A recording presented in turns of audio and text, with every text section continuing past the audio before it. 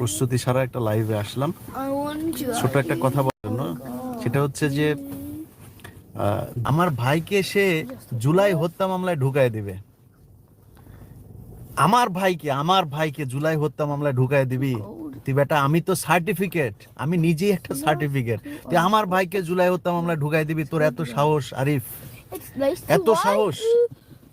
2014 সালের 5 জানুয়ারি যে নির্বাচন ছিল, সেই নির্বাচন থেকে শুরু করে আজ পর্যন্ত, বিশেষ করে আমার কথা আমি বলি আর কি, 5 জানুয়ারি যে নির্বাচনটা ছিল 2014 সালে, ওই নির্বাচন থেকে আমার উপরে শুরু হয় নানান ধরনের মানসিক শারীরিক ডিজিএফআই তুলে নিয়ে যাওয়া থেকে শুরু করে অনেক কিছু।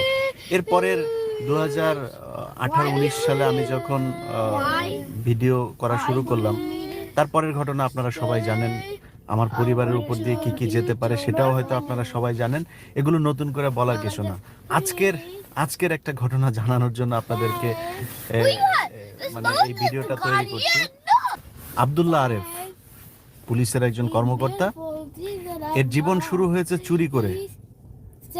পুলিশের মানে সে যে বিএনপি করতো, বিএনপির সময় ভালো ছিল, আওয়ামী লীগের সময় খারাপ ছিল এরকম না। সে সব সময় তার বিরুদ্ধে মানুষের জমি দখল করা, মানুষকে মিথ্যা মামলা দেওয়া, মানুষের কাছ থেকে চাঁদাবাজি করা। আপনার আব্দুল্লাহ আরেফ সম্পর্কে আপনি যদি নিউজ সার্চ করেন অনেকগুলো দেখে যাবেন। আর যারা দেখতে পারবেন না তারা আগামীকাল অথবা আমি জানি না শেষ করতে পারবো কিনা, সম্ভবত আগামীকাল অথবা পরশু, একদিন পর অর্থাৎ পরশু দিন। আর আমি বিডিআর এর বিষয়টা নিয়ে কাজ করছিলাম, সময় পাচ্ছিলাম না। এই অফিসার আজকে আমার ছোট ভাইকে ফোন করেছে। ফোন করে সে বলেছে, আচ্ছা গত 3-4 দিন আগে সে ফোন করেছিল একটা, কারণ তার বিভিন্ন জায়গায় যে সম্পত্তি আছে, মানে নর্মালি পুলিশের এই লেভেল নিয়ে এখন কথা বলার সময় নাই বা এটা বিষয় না, কারণ পুলিশ এমনিতেই একটা বিপজ্জনক অবস্থার ভেতরে আছে। তাদের আসলে আমি বলবো যে পুলিশের উপরে একটা নির্যাতনই চলেছে 5 জানুয়ারির পর থেকে। 5 জানুয়ারিতে যারা কিনা আগে যারা এই সরকারের দালালি করেছে তারা তো পালিয়েছেই, কেউ কেউ আটক হয়েছে, খুব স্বল্প সংখ্যকই আটক হয়েছে, বেশিরভাগই পলাতক।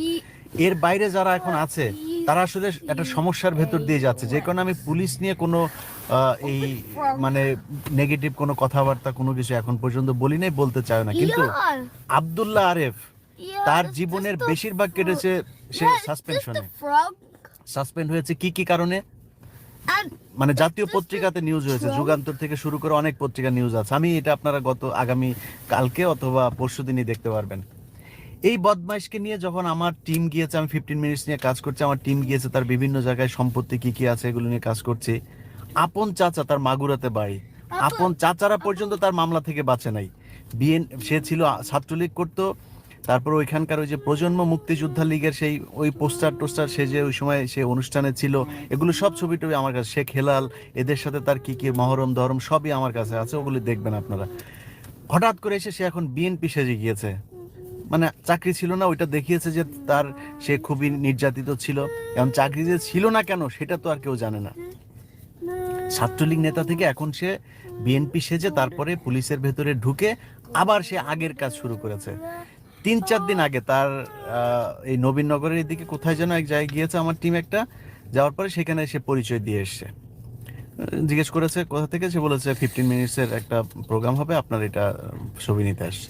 ওকে, সেটা নেওয়ার পরে সে ফোন দিয়েছে আমার ভাইকে, ফোন দিয়ে বললো যে ভাই আপনার সাথে একটু বসতে চাই, ভাই আমরা তো আপনাদেরই লোক, কি দরকার ভাই আমাদের নিয়ে করা এই সেই এইসব বলে টোলে তারপরে বসতে চেয়েছে। তো আমার ভাই বলেছে যে দেখেন এটা তো আমি জানি না এটার ব্যাপারে, 15 মিনিটসের কাজ আমেরিকা থেকে করেন উনি যাদেরকে দিয়ে কাজ করেন তারা কাজ করে, এটা আমি কিছু বলতে পারবো না, আপনি তার সাথে কথা বলেন।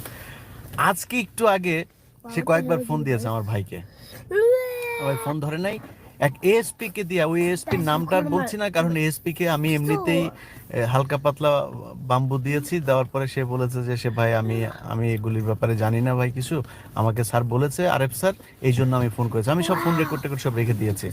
তো আরেফ স্যার কি বলে ফোন দিয়েছে আমার ভাইকে সে জুলাই হত্যা মামলায় ঢুকায় দিবে।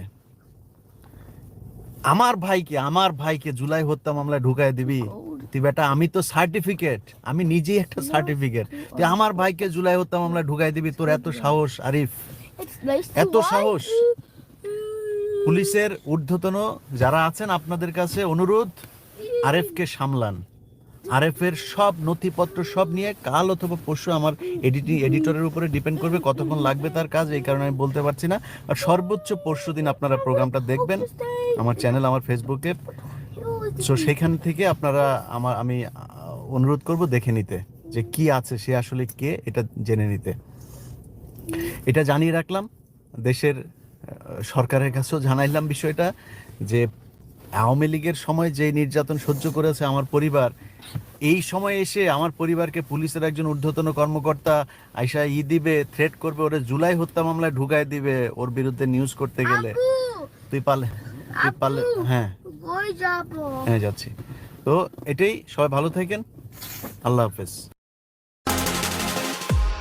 Start with